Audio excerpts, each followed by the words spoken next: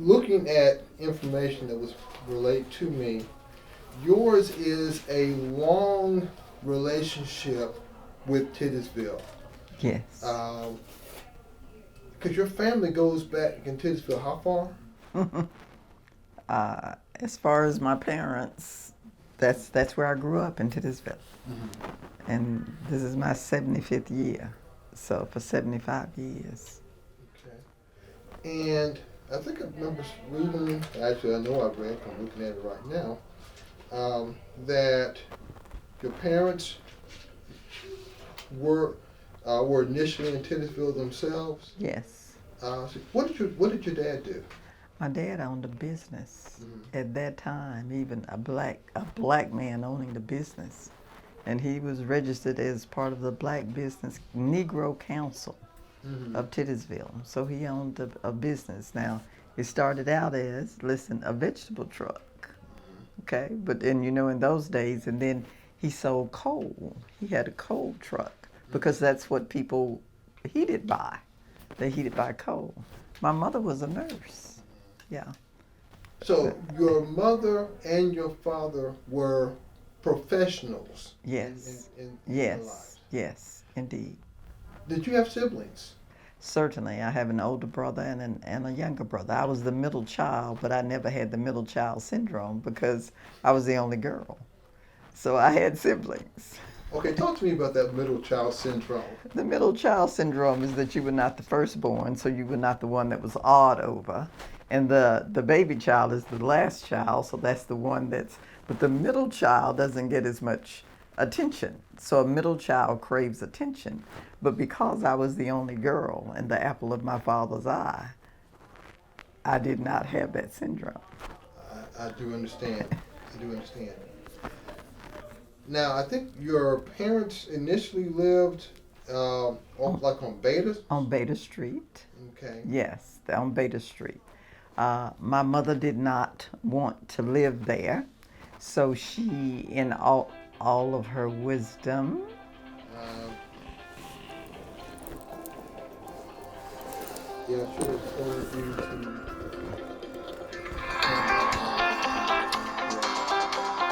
And then it's spam.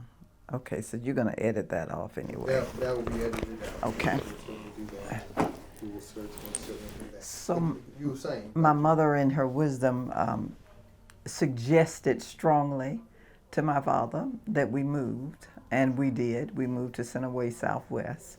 Centerway Southwest was an area that some called the middle class for blacks. It was a place where most people were teachers, or they were worked for the post office, or they were nurses, or they owned their own business. So we moved there, and I may have been 10 or 11 when we moved there. So that was most of my memories of my childhood. Very good memories. Well, do you remember much about living on, did you live on Beta? Yes. Okay. 911 Beta Street. What do you remember about life on Beta Street? It was twofold. I remember some things of being afraid because the environment on Beta Street was not a safe environment. So I remember being afraid. It was maybe 5 or 6 blocks from 6th Avenue, which was not in the best part of town, which is why my mother insisted that we move. But I do remember some things, but they were not, I'm going to say, the best memories.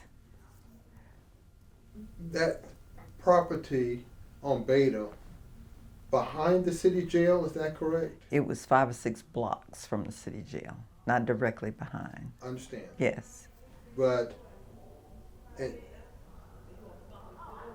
there in Titusville at that time, and maybe even to some degree today, there is not a wall, but there is a difference, isn't there, from one part of Titusville to another? Certainly.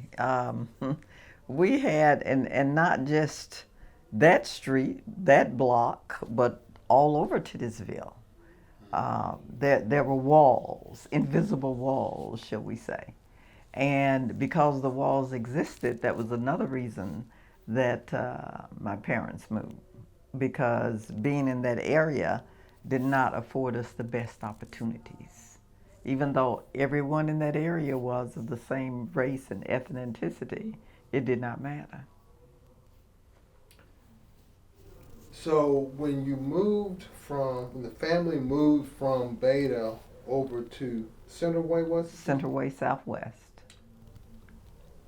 Had, not to borrow too greatly from the TV show, but had the family basically moved up?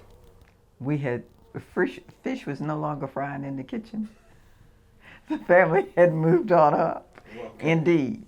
Mm-hmm. We were in a neighborhood that was supposedly more education was there, more opportunity was there, and for lack of a better word, there was a better class, although all of us are of the same class to me, but a better class of people. Mm-hmm. I did not have the fear in that neighborhood that I had on Beta Street. I've been told, and a good bit of what I've been told predates my own memory, that there was little that blacks could not find in Titusville. Do you have the same memory? Exactly. I do. I mean, we had grocery stores. We had whatever we needed. We could go and come. And of course, we had the bus then. The bus was there. We had black-owned filling stations, they called them at that time. There were places that you could go and eat at that time that were black-owned. So yes, we had whatever we needed. I mean, the churches were there, which were the mainstay of the community. And besides my parents, a lot of what I gained was from the church, from Westminster Presbyterian Church. And that was under Reverend Rice, who's the father of Condoleezza Rice. So besides my parents, and they trusted Reverend Rice, and Reverend Rice was the guidance counselor at Elyton High School. So he was privy to all of the children from the 9th through the 12th grades. So if they didn't join the church, they were certainly at the church at 4 o'clock on Sunday afternoons for what we call youth fellowship. Some people call it BTU, whatever, but in Presbyterian church we call it youth fellowship. So whatever church was around, whatever church you belonged to, you were there at Westminster at 4 o'clock on Sunday. And a lot of the growing, he had people to come in and teach us how to play chess. And that was unheard of, in the black community. He had people come. We had a dental chair in one of the annexes of the rooms, in the Sunday school rooms, where a dentist would come and give dental care. So being in not just that part of town, but being at Westminster afforded a lot of people opportunities that they never would have had. I was told that I'm going to run down a list of things that were or said to be in Titusville back in the day. A movie theater on 6th Avenue South? It was, now I don't remember a movie theater on 6th Avenue South. I remember one in Smithfield. Okay. And actually someone was telling me that there was the one in Smithfield predated one that was in Titusville. Okay. Again, I don't have specific memory of it myself. Mm-hmm. I was told of what was called a golf course. Yes, that was a golf course. Now, we didn't play golf. I had a cousin who played golf named Ace Griggs. But there was a golf course there. There surely was. I mean, which was amazing because blacks did not play golf. So we were playing golf. Blacks were playing golf before Tiger Woods existed in Birmingham. Yes, that's true. And in your own neighborhood, because my presumption is blacks would not have been welcome as players on golf courses anywhere else. Never. It never would have been welcome any place. That is true, especially during that time, during the 60s, during the civil rights struggle. Yes. Okay. I understand, in fact, I don't have to understand this, I know of this, that Titusville had not one but 2 bowling alleys. That's correct. That is correct. And that was a marvelous place. It was a safe haven. It kept us busy. You could meet and greet. You could eat. You could bowl. I mean, it was just a safe haven. So there were things. That's right. And I had forgotten about the bowling alley, but certainly. And a man named Mr. Pete Chapman ran the bowling alley.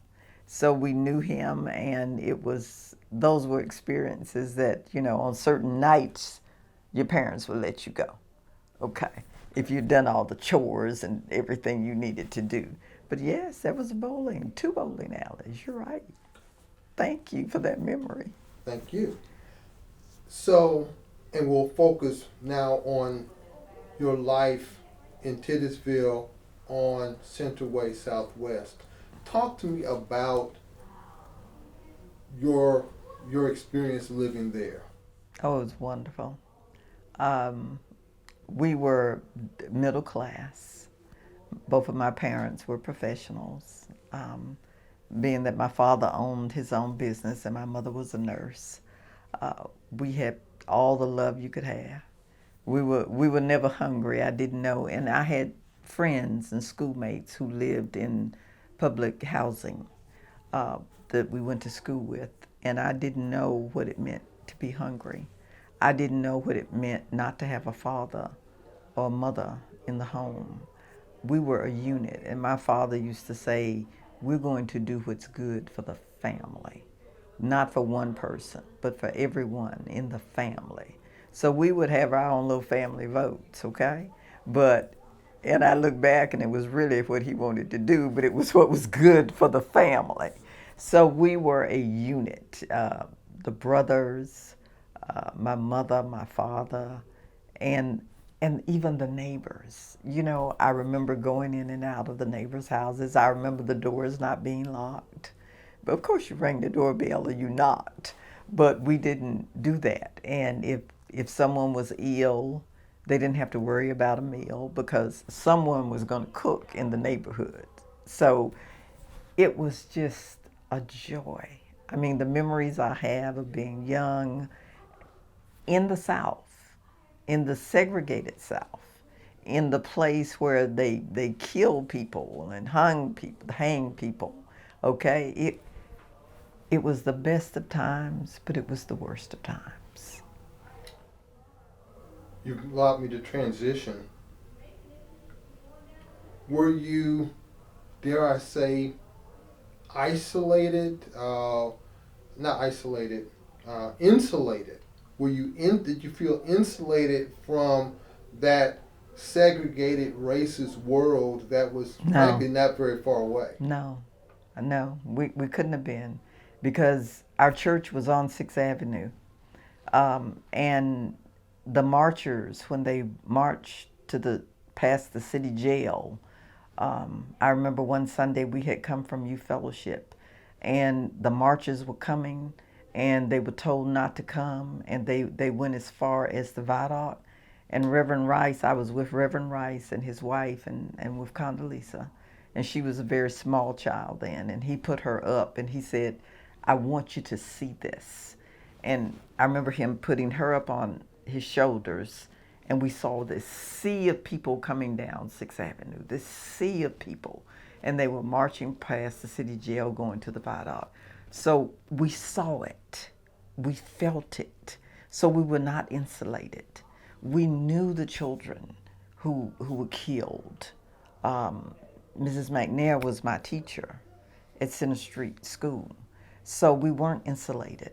To see, and we had television that was just really coming in then, and to see all the pictures of Medgar Evers being shot down at his house. To see that Birmingham made the world news with the bombing, and that we were right there, and we were in church that Sunday. So we were not insulated. We can't say we were, because when we looked at the color of our skin, it was still black, and we knew that the hatred was still there for us as it was. Our community, the men, set up stations where the fathers and the uncles and whomever would be at the entrance off of 6th Avenue so that no one could come in and throw a bomb if that was their intent. So no, we were not insulated because we saw those men standing there, and we knew, and my father was one of them. Because they took shifts. So no, we knew and understood that the color of our skin, and we were always told that we had to do better. We had to work twice as hard, and I tell my grandchildren that now. You still have to work twice as hard to try to be on a certain level. I hope I don't get too far off on a tangent, but does that message resonate with your grandchildren as it did with you? My grandson plays for a predominantly white school, baseball. He's one of the 2 blacks on the team. He is not Jackie Robinson, but he understands that he has to be better in order for him to stay on the team. He plays football also, and he understood last season that no matter how much or how wide open he was to catch a ball, that the white quarterback would never throw it to him. So it resonates that he has to be. Both of my grandchildren want to go to HBCUs because they keep saying, I want to be, and I have a granddaughter who is at Tennessee State, and she says, I want to be in a place where people understand my color. And they used to love to go to a community church in River Chase, which was a predominantly white church. And they stopped going. And I asked my granddaughter, I said, you loved it. I said, what stopped? What happened? And it broke my heart when she said they started treating me as if I was black. I said, but you are black, and you know you've been black. She said, but they treated me that way. Yes, they know. They know, as we knew back then, that you still have to work twice as hard, even though they have opportunities I never would have had. But they understand. They've experienced bigotry now. People have long sung the spiritual, we shall overcome. Yes. Have we? We have done better, but we certainly have not overcome. We have not overcome the hatred. We have not overcome the bigotry. We have not overcome that you are less than I am and I don't want you in my group. No, we have not. We have done better, but we have not overcome. And unless a person's heart and mind changes, we can keep singing all day long. But if the heart doesn't change, it doesn't matter. I'll take you back to the 60s. Yes. Your feeling or impression of Caucasians, white people, what was it? Fear. Fear that they could hurt us. Fear that my father or my brothers could be beaten. That my father always told my brothers, drive the speed limit. If you have to get out of the car, don't advance, don't do anything, keep your hands in a certain place. So fear, because we knew that a white policeman would never, and there were no blacks on the force at that time. And if a black was killed, a black was just killed. So part of it was fear. I dare say I knew any Caucasians during the 60s who I thought would come to our defense or would do anything to help us if we were in trouble. After having experienced the fear that you did of whites in the 60s, your feeling or impression of Caucasians now is?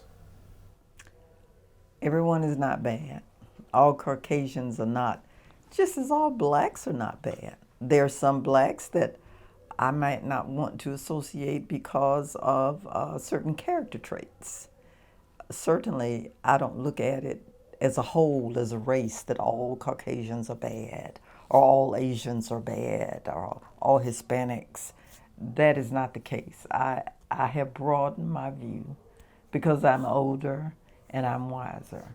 But in my wisdom, I still keep one eye open, and I judge by your character and not by your race. I married a freedom rider. So that in itself gave me an eye-opening, not knowing if he would, and he felt he had to go. He felt he had to get on the bus. He was arrested in Montgomery. He was in jail with Abernathy and slept in the home of Martin Luther King in Montgomery.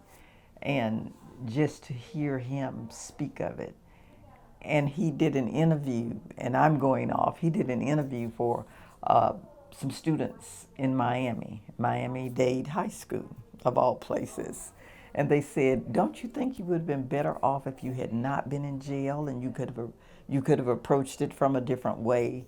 And he said, no. He said to go to jail was a privilege, and it was making a statement.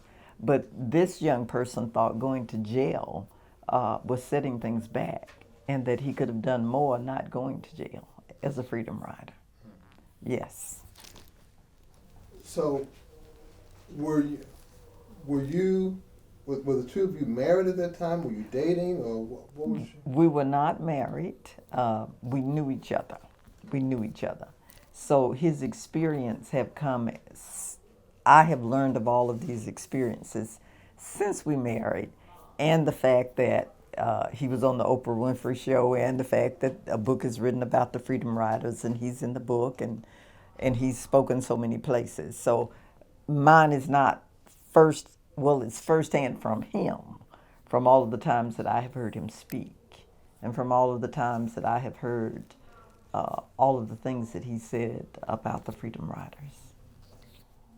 Was he on the bus? I don't guess so. But there was a bus that had the encounter with where John Lewis was there. Was he on? He was on the second bus. The second bus that came from Washington down through Charlotte. We went to school at Johnson C. Smith, and came through Charlotte, and then from Charlotte on down to Atlanta and Atlanta. So the second bus really had an escort because of what had happened to the bus in Anniston.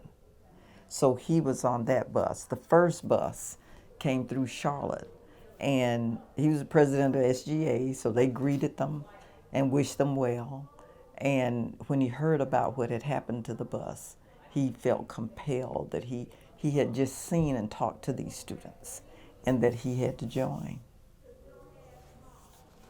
Did realizing the inferno into which he was going, did at any time you think of suggesting to him, don't go? No, he was going. No, I didn't ask about his commitment to go. I'm asking whether you would have told him, don't go. Yes, I would have. Out of purely selfish reasons. Purely selfish. Because watching what had happened and watching the devastation and everything that was going on, for selfish reasons, yes, I would have. You mentioned the bombing at 16th Street Baptist Church. What do you remember about that day? Disbelief, anger. Chris McNair, the mother, Maxine McNair, the other little girls. I have a dear friend who was a member of that church, and she was a teenager at the time. And her brother was downstairs getting ready because the choir, the little children were getting ready to put on their robes. And her brother went down to put on his robe. And she heard the blast. And she went down and she found her brother. So she and I talked that afternoon. And I mean, just the devastation in her voice, everything that was, I vicariously lived it through her, if that makes sense. I vicariously lived it because she was there. So the fear, the anger, can people really hate like that? Do they hate us this much? And why do they hate us this much?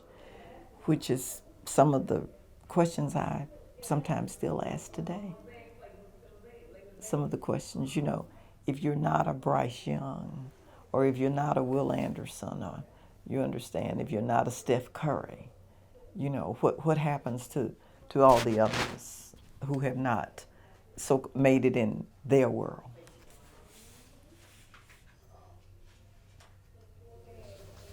Shifting subject, but not so very much. You've already talked about your husband having been a freedom rider. Yes. What is your impression of George Wallace?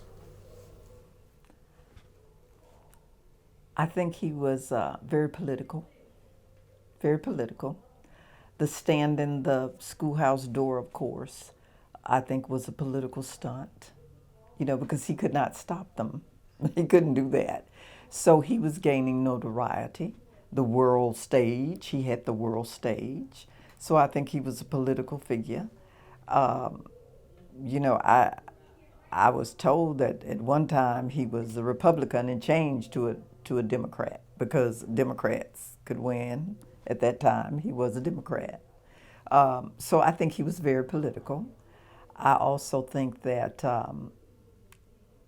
and I don't know if it's true or not, okay, you stand in the door, but we're going to send the federal marshals down, the U.S. Marshals, and you're just going to step aside, but you will have had what you wanted to do. I think in the end, Wallace suffered greatly, physically, mentally, for some of his past sins, I may say. I have no ill feeling for George Wallace because he was doing what, not necessarily what he thought was right, but what he thought may have been politically correct. Expedient. Yes. Not to go off on a tangent, I think that George Wallace was one who realized what was expedient. Yes. That I think his first run for governor, he was beaten by Patterson. That's right. With Patterson having been the more overt segregationist. Yes. And he swore that he would not lose again. That's exactly correct. That's right. Yes. He was a politician, as I said. He was a politician, as we see the politicians today. George Wallace was politician enough that when the tide had turned, he sought forgiveness of blacks. Yes. And got support from blacks yes. as he got back in office. That's right. He did. He did that. Again, he was a politician. I'm not going to say shrewd, but he was a politician. When he had his almost Jimmy Swaggart, I have sinned moment. Yes. Did you forgive him and did you vote for him? I did not vote for him. Being a Christian, forgiveness is in my heart. I didn't believe him. Said, okay, I did not believe the Jimmy Swaggart moment. I did not. But it was not up to me to believe whether or not he had changed or not. But certainly I did not vote for him. Another name of that time, Bull Connor. Yes. Yes. A vengeful, hateful man. Hateful. To have turned the fire hoses and the dogs on children, on people, that was nothing but pure hate. And that's all, I mean, I don't see how he could have done that and be human, no matter what color you are. But it was so much hatred in his heart. And I hope some of that hatred left before he died. Shifting to the other side of that epic battle, Fred Shuttlesworth. Yes. Shuttlesworth had courage. I think Shuttlesworth also, let's say, he did not have the, and maybe this is not the thing to say, he had courage, certainly. He was not afraid of anything. But I don't know if he had the wherewithal to be as calm as Dr. Martin Luther King or as Andrew Young. But he was certainly courageous. And the fact that I'm told that he was the one that got Dr. Martin Luther King to come here to Birmingham was very strategic. I think he was smart, but like I said, I've heard some people say he was a hothead. I don't know if he was or not. But I think he, again, courageous is a word that I would give to Dr. Shuttlesworth.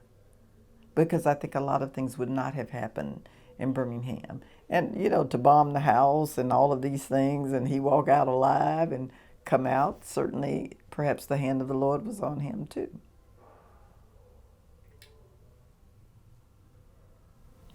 You kind of referenced this before, but I'll ask, and maybe another example, of your earliest recollection of you experiencing racism.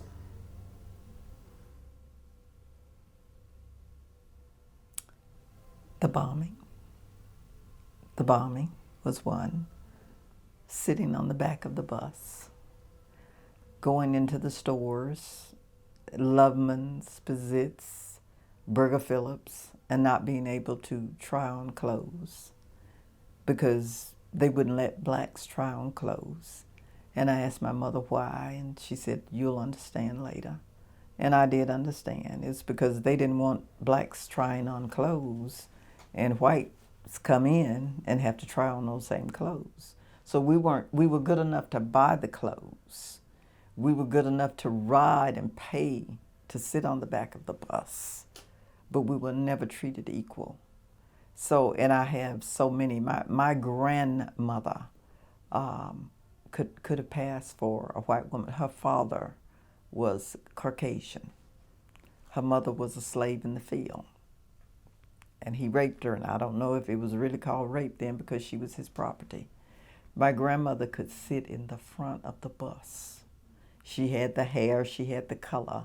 My grandfather was the color of a black shoe, okay? They would be at the bus stop together. She would pay her money, sit on the front of the bus. He would pay and go to the back of the bus. They would never acknowledge that they knew each other, okay? So I knew racism just from them. When she walked down the street with me, people would look. Because why does this white woman, why is she holding this black child's hand? So some people would look, some people would say things. So I experienced it because of my grandmother, because she did pass in some instances for white. In your home, growing up, Mm-hmm. as you said, you were aware of what was going on in Birmingham and, yes. and other places. Yes. Did your parents specifically talk to you about racism and perhaps how to respond or react to it? Well, they talked to my brothers more because they were more of a target than I was, because I was sheltered at home, okay? But my brothers, yes, they talked to my brothers more about racism and being careful and when you're out and how to act and what to say. But I heard it, but it was directed more to the males in my family because, I didn't go out. I was let out, so to speak, in the front yard and in the neighborhood that was the safe haven. Yes.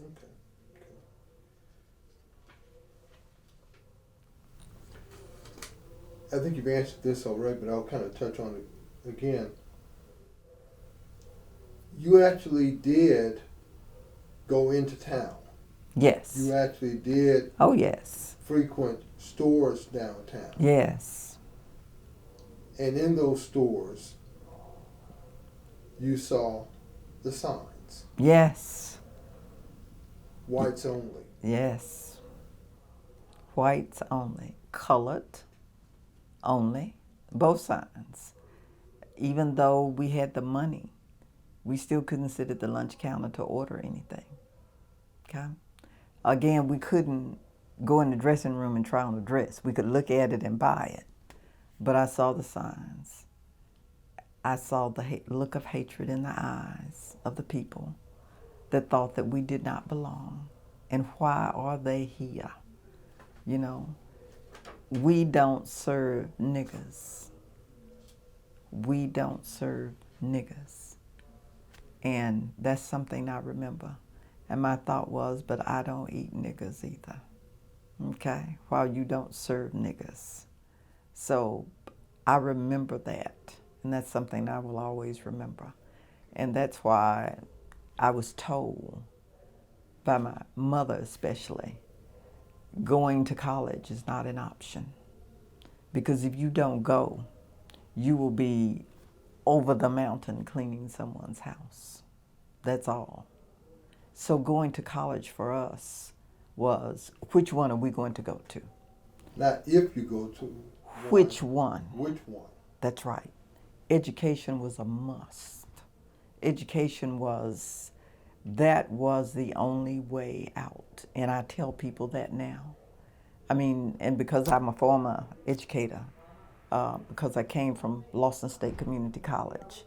And when I go and I would go to places, to restaurants, and I see the waiters that have been there 20 years at some of the cafeterias, and I say, and I was in that position, I can get you a scholarship to go to school. Just come and ask for me, and I can get you a scholarship.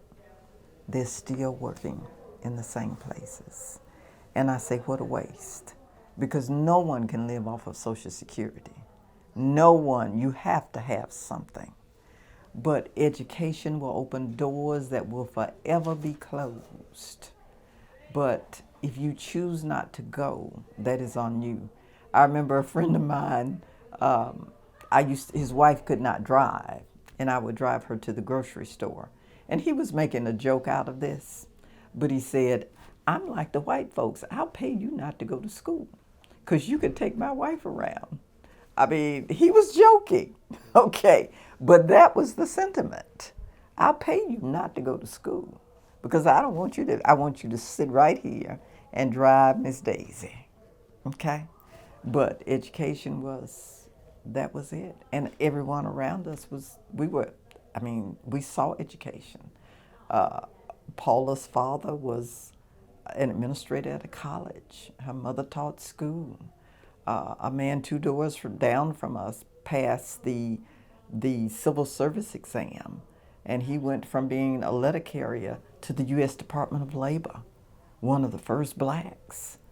So we were surrounded with success, and that's what we looked at. We looked at success, and again, it could only come from education. Not to get off on a tangent, does the name Lucille Knox mean anything to you? Certainly, I worked with her. I worked with her at Lawson State, and she was grand. She was a lady, and she was chairman of the English department. So yes, I knew her, and her husband was at Miles College, the athletic director, and I think at one time he was the football coach before he became the athletic director. So she and I worked together many, many years, and those were good years. And on the college level, we carried ourselves. You know, we dressed. No, the teacher's going to work now with the jeans on. And, you know, somehow I can't relate to that because at that time, we had to set an example of what you should look like, of what you could look like if indeed you wanted to finish an education. And people weren't wearing jeans then like they are now, of course. So things are different. But I remember those days, and I remember that the students looked up to you, and they knew, a lot of them, that their parents could not help them. So they wanted us. I remember a student asked me, do you think I can go to Birmingham Southern? I said, certainly you can. You can do it. Whereas other people had said, you can't go. You can do it. So I have students that I've kept in touch with for centuries. Not really, for years, decades. Yes. So you clearly were dedicated to teaching students in the classroom, but the way you carried yourself, your choice of attire, that was a course that wasn't in the course directory, was it? No, it was not. No, it was not. But it was learned behavior. May we say this? It was learned behavior. But I must say, I got that from my professors in college also. All right? They looked a certain way, and you knew the ones that were professors and you knew the ones that were janitors, right? You knew the ones that were what we call the house mothers still, because they all carried themselves a certain way. So I think a person, perhaps you can't judge a book by its cover, but you may be able to turn back the first page. What do you remember about the textbooks from which you received your earliest education? You are shaking your head. They were torn, they were written in. They were the books that came from the white schools that were passed down to us. Like I said, some of the pages were out.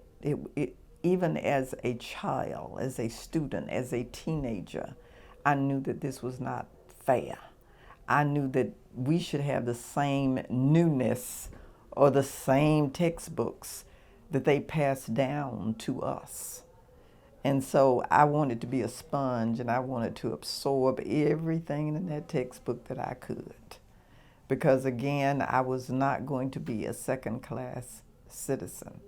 When I was in college and the girls would do whatever they would do, my mind was that my parents worked hard for me to be here, and I'm not going to fail. You go out all night and do whatever you want to do, but my parents worked hard. And that is something, again, from the textbooks, that I was going to succeed, because I was not going to be a second-class citizen by choice. My late father, among his many sayings, was that you don't have to be what people call you. Exactly. Yes. Yes. And I agree with that. And I was not going to be. I was not going to be. I was going to be the exception, truly, and not the rule.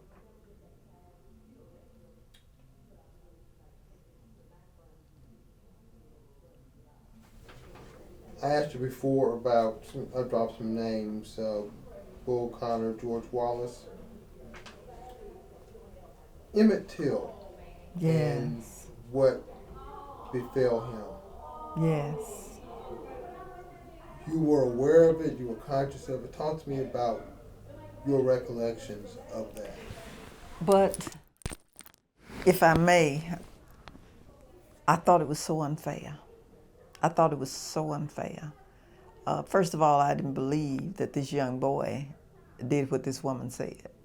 And I just didn't believe it. He was in Mississippi, and I'm sure he had been told by his parents or grandparents, by his mother, okay, you're in Mississippi. You don't do this. You don't do this. As I heard my parents tell my brothers all of the time, if it's a white woman, you go to the other side. You don't look that way, you don't whatever. And I'm sure he was told that. And he was too young. He was too young. So for them to do it, I think it was a good cover up for them. I don't know what she said or what had happened, the female. Don't know that story. We'll never really know it, will we? But we know that it was a travesty of justice. It was a travesty. And because I had brothers, and because I knew that this could have happened to them, my heart was torn. Did you see the picture? Yes. In Jet magazine? Of him in the casket? Yes. Yes. And what they did to him.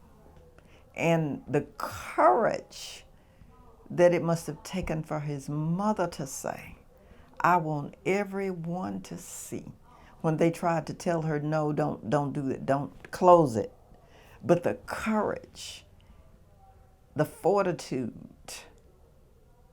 and also, I want to say, the sadness for her to look at her child that way, the hurt. But she was a courageous woman. And she fought and she fought and she fought. So I admire her and the strength that she has shown. But yes, the picture in Jet magazine was something that you didn't want to see. You didn't want to see. Because again, how could one human being do that to another? Yes. You grew up in Titusville, first on Beta, then on Center Way. Yes. And that was decades ago. Yes. Compare Titusville of those days with Titusville of today. Not the same. The people that were then, these were first generation, they owned the houses first. They built the homes then, okay, in the 60s. They took pride in the lawns. They took pride in everything. It was, I own a home, which blacks had to rent because they didn't have the resources. We didn't have the banks that would take a chance. I own a home, so I'm going to, this is mine. I have pride in this. I'm going to take care of this. And now, it's not even second or third generation. A lot of the neighborhood has certainly changed. We have a neighbor, a church member who used to live there, and I passed by now. I said, Miss Florence would get up out of her grave if she saw her house looking like this now. But the cars, the grass grown up, the trampoline on the front lawn. I mean, it was a source of pride back then, and now it's just a place. It's just a place. The pride doesn't seem or appear to exist as it did in that time. Because even though the people may own the homes or they're buying the homes, they didn't have to struggle as the African Americans had to struggle to get them. And may I say, and now I live in a neighborhood where my husband and I are the only blacks on the street in Hoover, the only ones. And I get phone calls, I'm so sorry. Is there anything I can do? I never knew that blacks struggle like this. And you know, I'm always busy and I have to hang up the phone, okay? But we're the only blacks in Ross Bridge, which has been voted the All-American Community in the United States of America. But we didn't get there because it was given to us. They have everything you need there. You don't have to go out of Ross Bridge to do anything. You can stay right there. But where we live now is certainly altogether different from Beta Street and from 6th Avenue and from Centerway Southwest.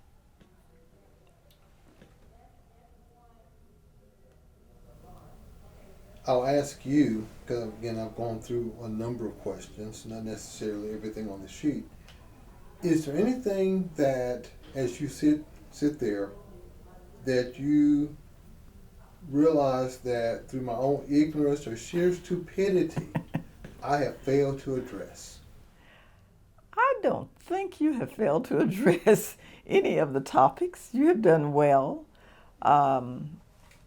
You talked about segregation. You talked about from where we were then to where we are now. You asked if you thought we had overcome, and my answer definitely was no, we are overcoming. But certainly in the world where you call for, you have the Proud Boys, no, we have not overcome. Certainly in the world where you say things are just trumped up because you have the far liberals and the this and the that, no, we have not changed. But segregation is still real because I see it in the lives of my grandchildren, not to the same extent. It is more overt now. More overt? I see it. I see it there. I see it. If my grandchildren can see it, and they're young, the grandson is 14 years old, and he can come and tell me some of the things that I can't even say on camera that they say to him in the locker room. It is there. It is there. So no, we have not overcome. And I only hope and pray that things will be better. Overcoming, though, again, has to come from the heart and not from a rule or legislation or whatever. But certainly my husband, and one of the things my grandson has said is that Papa rode the bus for me to play on this team. Okay? So he thinks he has that right because his grandfather helped him with this right.